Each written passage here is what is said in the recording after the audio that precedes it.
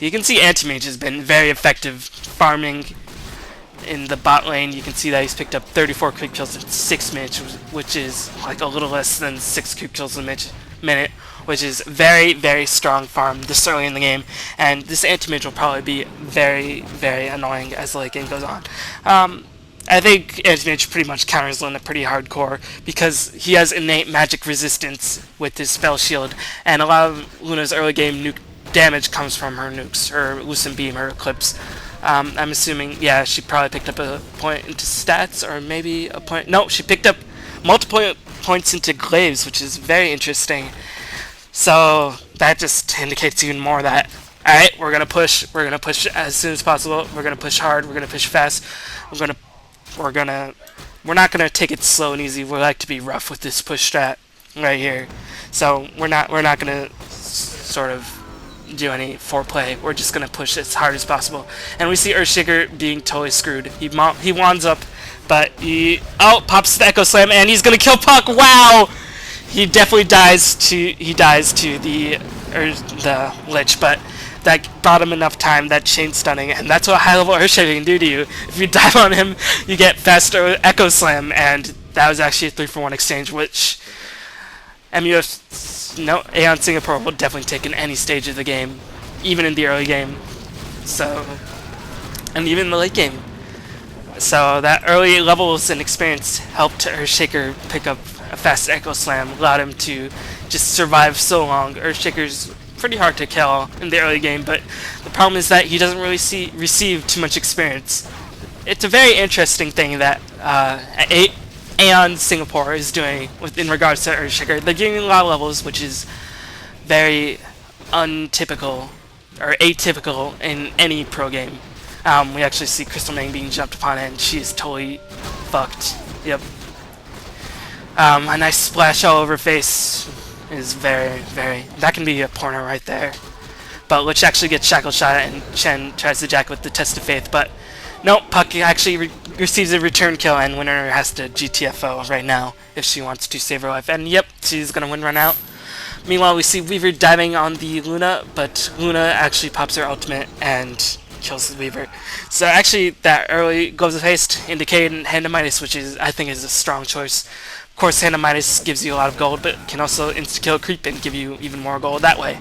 And of course, that minus attack speed cannot be underestimated in any situation, especially in the early game for a carry. It's not significant attack speed, but again, every little bit counts. So we actually see Lich pick up early levels of Frost Armor. Let's see what level Lich is. Lich is at level 4. You don't really see that. You usually see level 2 Dark Ritual, but I like this early level Frost Armor. They notice that they're being pushed against, so armor will certainly help, and Dark Ritual is when you deny your own creeps. Of course, that will mean, okay, you may have denied creeps, you may have denied experience, but we're just going to push against you, and we're not... That missing creep will actually help us more than it will help you in regards to the experience. We see Anti-Mage being hurt against, and Anti-Mage actually picked up his own Hand of Mice, and I think this is actually a pretty smart choice, and Hand of Mice counters a Chen very, very well. If you kill a Chen creep, especially since Chen creeps get bonus HP from the Holy Persuasion, Hand of Midas will be very important. And since he was farming so well, Hand of Midas won't really set him back too far. Of course, it's an investment like every Hand of Midas purchase is. And we actually see Fiction killing off the Lich up top. No, we see Weaver diving for a bit, and we're going to see Scourge cutting off the creep wave. Tidehunter gets caught. I don't really know what he was doing. He was trying to juke, but he just gets shackled, and surely he will die. Yep, he dies to the winner. Nitty picks up the kill, and we see Puck teleport into a very poor position, and Chen just times the stomp very well, and they kill the Puck very easily. So Aeon Singapore is doing very smart moves. Of course, Luna's getting pretty significant farm, not as much as the Anti-Mage, but significant farm nonetheless. And they're getting a lot of towers, which of course is the most important thing, and they're going to pick up the bomb tower very easily. Let's see what Earthshaker is doing. Earthshaker level 8 10 minutes into the game. When was the last time you saw this in a pro game? Never. And that's what Soul Earthshaker will do to you. I don't recommend this, but I think in certain situations, soloing an Earthshaker can be very powerful. Of course, Earthshaker is very weak in a solo lane by himself. But if you laying him against another solo who doesn't really have the most explosive killing power, like a Puck in that mid lane, then he can hold his own if he gets enough mana, and he certainly did that. And his reward is that he gets a fast point booster. I'm gonna guess that he won't turn this into Aghanims extremely quickly. He's gonna actually use this for the bonus HP and the bonus mana, and then probably farm up a Blink Dagger. He's probably using the point booster in sort of replace for a Arcane Boots, which is pretty unusual. Arcane Boots is 200 gold cheaper. It provides much more utility for your team, but you can't forget that point booster does give you HP, which cannot be understated in any situation of the game. HP is always very clutch, and you can see Earthshaker at level 8 has 1100 HP with that point booster, and we can see Crystalmain being swarmed, being nuked by the Puck, and she gets healed by a Chen, but she's definitely going to die, especially with the Dream Coil catching 2 heroes. And here comes the Test of Faith trying to save the Crystalmain, but she actually gets ejected. But iceiceice will take that trade any of the day of the week as he picks off the Weaver, and Fragnity, the Windrunner, gets a kill on the Puck. So another 2-for-1 trade, and they only lost the Crystalmain and they picked off the Weaver. So this is going very well for the Aeon team. Of course, Anti-Mage has just been on a tear, an absolute farming tear. 63 creeps in 12 minutes. Not as high as you usually get, but don't forget he does have Hannah Midas, and he has been farming neutrals. I've been seeing him go to the neutral camps a couple times. But we see Earthshaker actually coming around for a gank. Not really a gank, just for some harass. Double damage. Earthshaker does hit very hard, although he's a big fat cow and moves very slowly. So he's just sort of harassing Anti-Mage off the lane, and any time you can deny an Anti-Mage farm is a good time for your team. We see Chen trying to think. He was toying with the idea of stunning, but he didn't have too much backup support.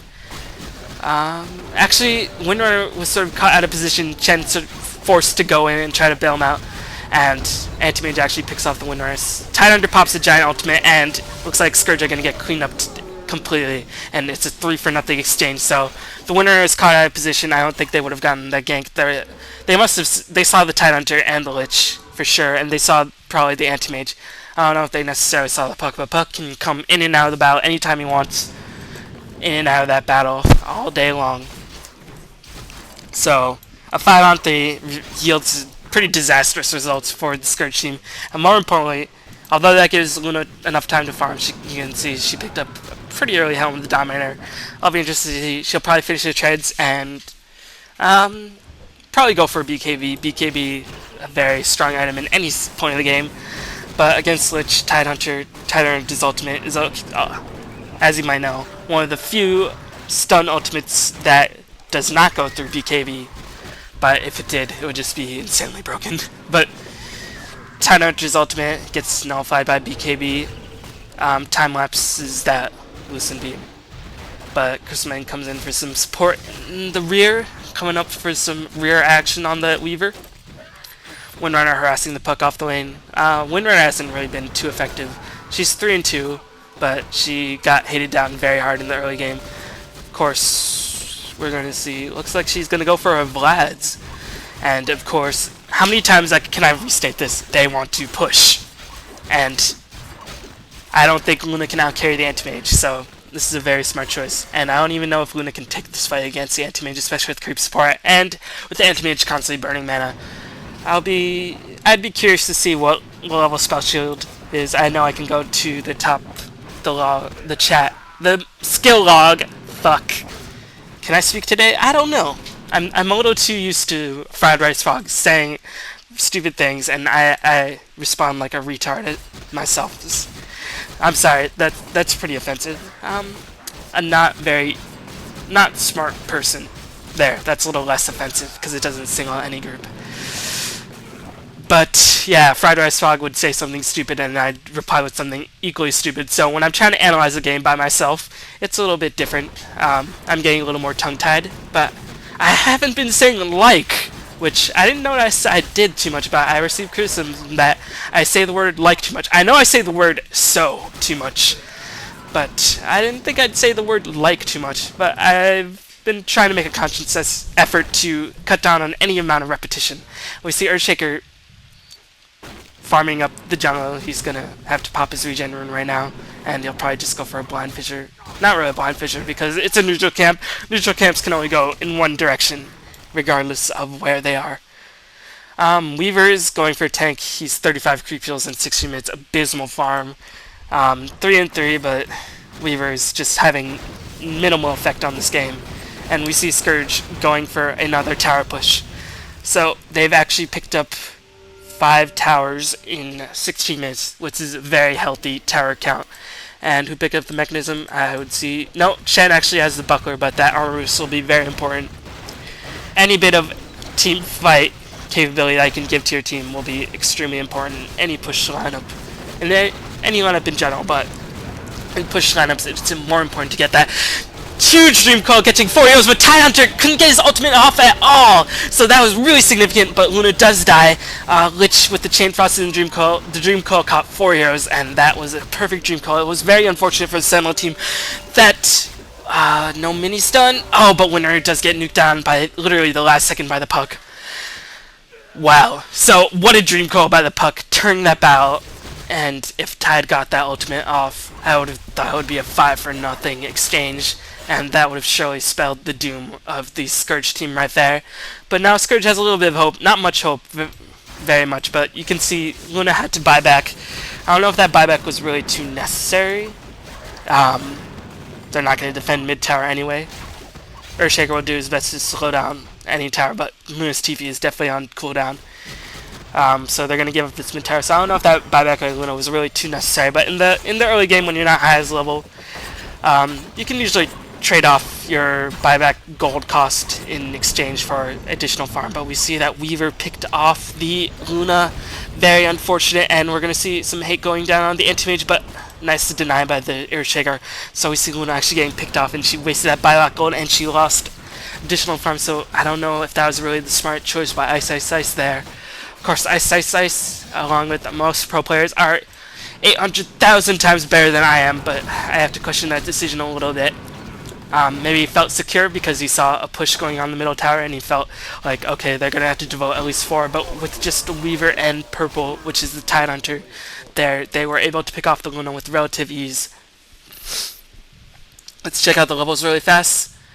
We can see that the push strat has left the Sentinel team, Scourge team relatively underleveled. We see that Crystalman's level 7 and Chen's level 9. We actually see Weaver die to the Earthshaker. Was that a solo kill? I think that was... Oh, Earthshaker picks up a dagger, and that's going to be extremely significant. That might reverse their early teamfight loss, because giving so much farm and allowing Earthshaker to pick up... Fuck my life. We see Luna solo kill the Lich. You can guess how that happened. Eclipse. Alright, I'm not gonna really blabber on too much. You want to see kills, I'm gonna bring you kills, and I'm gonna try not to miss any more. Let's see. No chance of happening in the mid lane really anytime soon. But Earthshaker picking up an early Blink Dagger before 20 minutes, along with Point Booster, just shows how. You can see he's 2 and 2, but he has 50 creep kills. Let's check out Anti-Mage's farm. Anti-Mage has slowed down the creep kills by quite a bit, but that hand of minus is still paying huge dividends. He finished a Vanguard, a Yasha, hand of minus in less than 20 minutes, and that's pretty solid farm on Anti-Mage, even without a hand of minus. That's solid farm. Can't really expect too much more from an Anti-Mage against the push lineup, where Anti-Mage doesn't have a massive creep clearing skill like most carry heroes. So Anti-Mage is going to take to the Ancients, and we're going to see Luna pick up the Alpha Wolf, giving him extra aura bonus. It looks like he is actually going for a Manta, and Manta on Luna is very, very powerful. Of course, she could be going Sage and Yasha, but I don't even know if that will interact too well. It looks like Luna might actually be caught out of position. Yep, Luna has to bail right now. And actually he's going to throw down an Eclipse, go for the Tidehunter, but I think that might be the wrong call, and Puck is going to get a Dream Call, Chain Frost. A little unnecessary, but hey, that's what happens. And meanwhile, a kill happens at the exact same time. They pick off Teal, who is the Anti-Mage. So, carry for carry exchange, and that definitely favors the Scourge, because